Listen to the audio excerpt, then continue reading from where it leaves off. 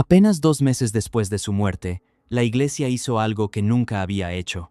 Inició el proceso para convertir a Juan Pablo II en santo, saltándose por completo los 5 años de espera que normalmente exige el Vaticano. ¿Por qué tanta prisa? Algunos sospechan que fue una forma de blindar su imagen y la de la propia Iglesia, porque mientras millones lo veían como un santo en vida, su historia también guarda partes que muy pocos conocen completas.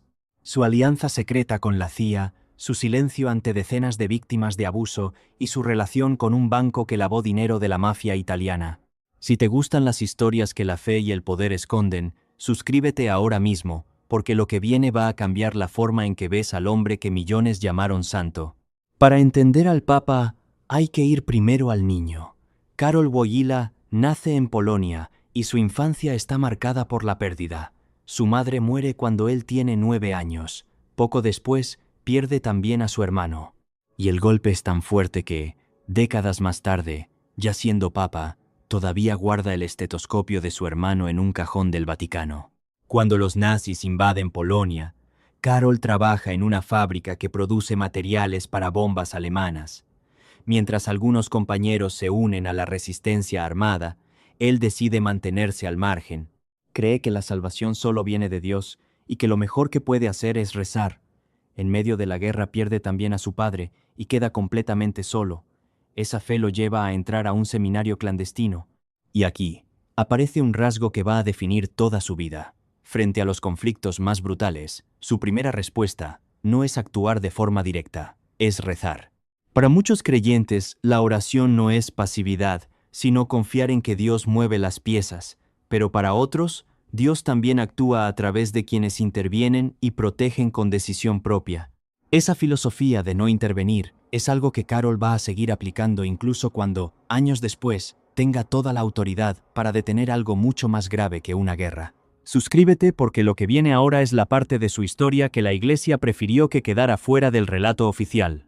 Terminada la guerra, Karol es ordenado sacerdote y su carrera asciende rápido bajo el régimen comunista. Según el investigador David Yallop, ese ascenso tuvo un lado político. Según esta versión, el gobierno comunista vetó a 7 sacerdotes candidatos a obispo, esperando específicamente a Karol, porque lo veía como alguien que no se enfrentaba directamente al poder.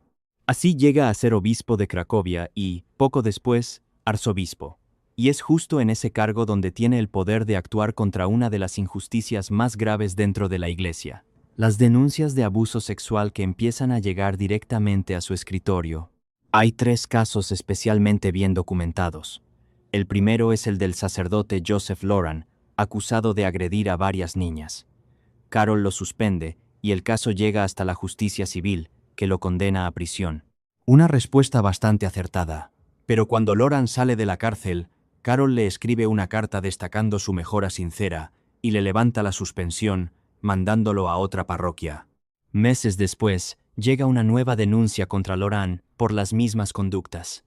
Karol vuelve a moverlo de lugar, esta vez como capellán de hospital. El patrón se repite con otros 2 sacerdotes, Bolesław Sadus y Eugeniusz Surgen, ambos señalados por abuso reiterado durante años. En ambos casos, Karol los suspende primero y termina reincorporándolos o moviéndolos de parroquia en parroquia, sin enfrentar nunca el problema de fondo. Mientras tanto, su determinación frente al régimen comunista crece, y eso llama la atención del Papa Pablo VI, quien lo nombra cardenal. Pablo VI fue un papa modernizador, pero su papado también arrastra una falla enorme: el mal manejo del Banco del Vaticano. Según la investigación de Gianluigi Nuzzi, Pablo VI le da libertad a Paul Marcinkus, director del banco, para mover dinero por fuera de los caminos normales y evitar impuestos. Marcinkus crea cuentas falsas en otros países y, según esta investigación, se apoya en conexiones con la mafia, que a su vez usa el banco para lavar dinero del narcotráfico y los secuestros. En 1973, una crisis económica obliga a Marcinkus a buscar ayuda de Roberto Calvi, dueño del Banco Ambrosiano. Esa relación va a terminar en uno de los episodios más oscuros de todo este escándalo. En medio de todo esto, Karol también desarrolla una cercanía muy personal con Anna Teresa Tymieniecka, una filósofa con quien intercambia cartas durante años, hoy guardadas en la Biblioteca Nacional de Polonia. Anna parece haberse enamorado de él.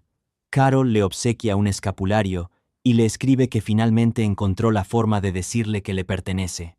Hasta hoy no existe prueba concluyente de que rompiera su voto de castidad, pero la amistad entre ambos dura toda su vida. Muere Pablo VI y, en el cónclave siguiente, es elegido Albino Luciani, que toma el nombre de Juan Pablo I.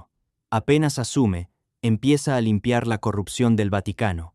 Investiga al cardenal John Cody por mal uso de fondos y descubre que el Banco del Vaticano ya está metido en inversiones turbias por más de $1.000 millones. El 28 de septiembre de 1978, le comenta a un cardenal que planea despedir a Marcinkus y a Calvi.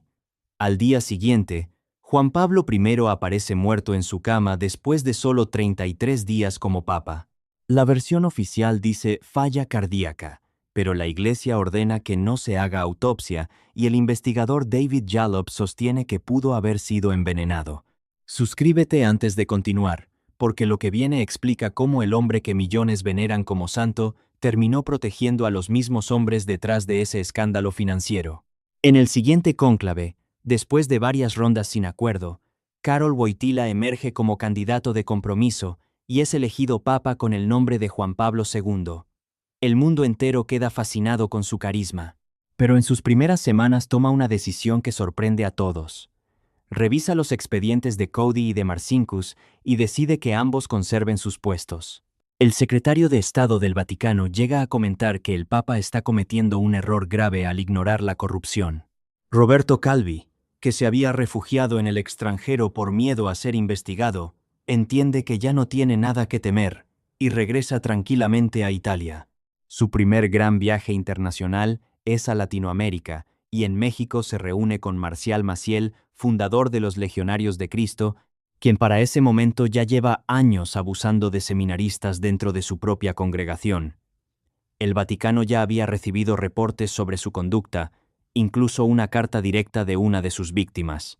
Aún así, Juan Pablo II le da un lugar privilegiado durante la visita oficial. Es probablemente el caso de encubrimiento más sonado de todo su papado. Durante ese mismo viaje, el Papa rechaza con firmeza la teología de la liberación, una corriente de sacerdotes latinoamericanos que pedía a la Iglesia involucrarse en la pobreza y la injusticia social. La asocia con el lenguaje comunista que conoció en Polonia, pero aquí aparece una contradicción que muchos críticos señalan.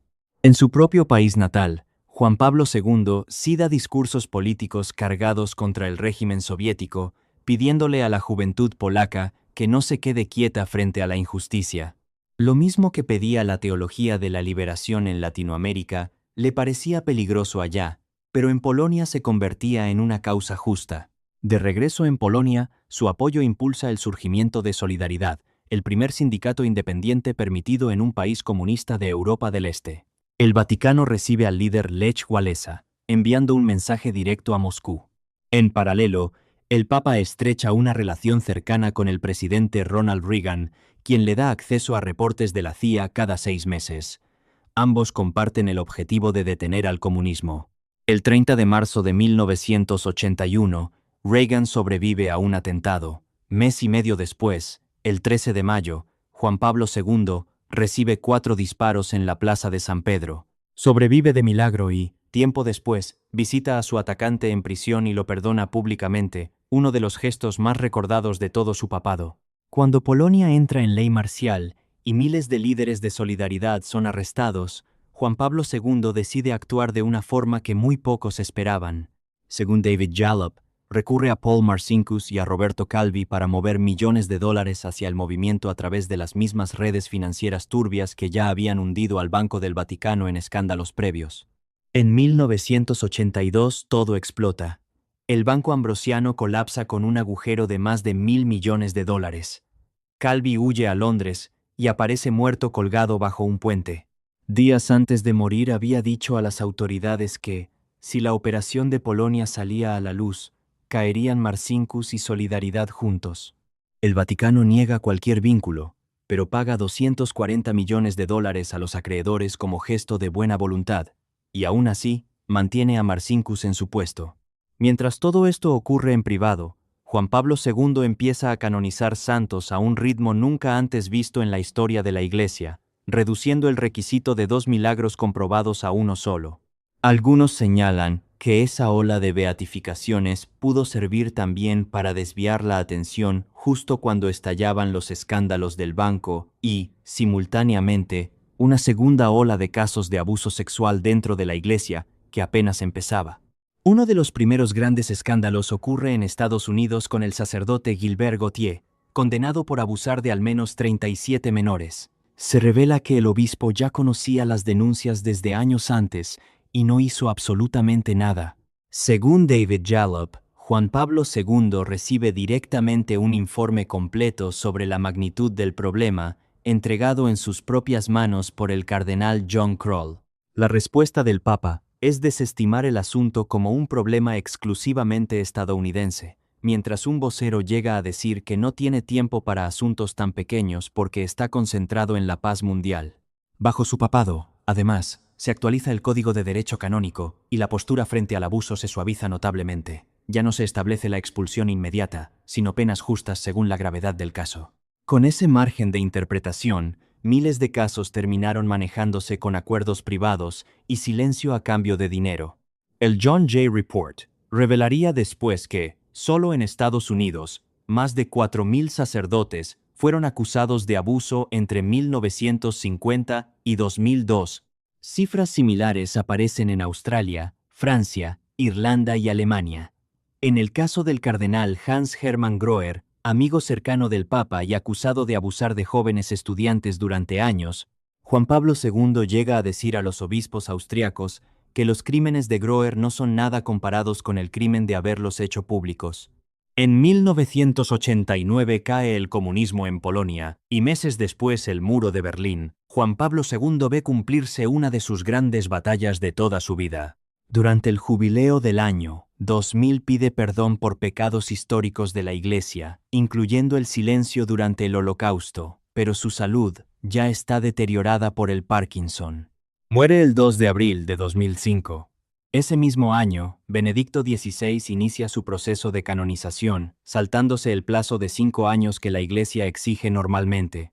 En 2014, Juan Pablo II es declarado santo. Comenta qué piensas tú. ¿Crees que lo santificaron por mérito puro o por la necesidad de proteger su legado? Y si te interesan las historias donde la fe y el poder se cruzan de formas que pocos se atreven a contar, suscríbete ahora mismo, porque lo que viene en el próximo documental es todavía más fuerte.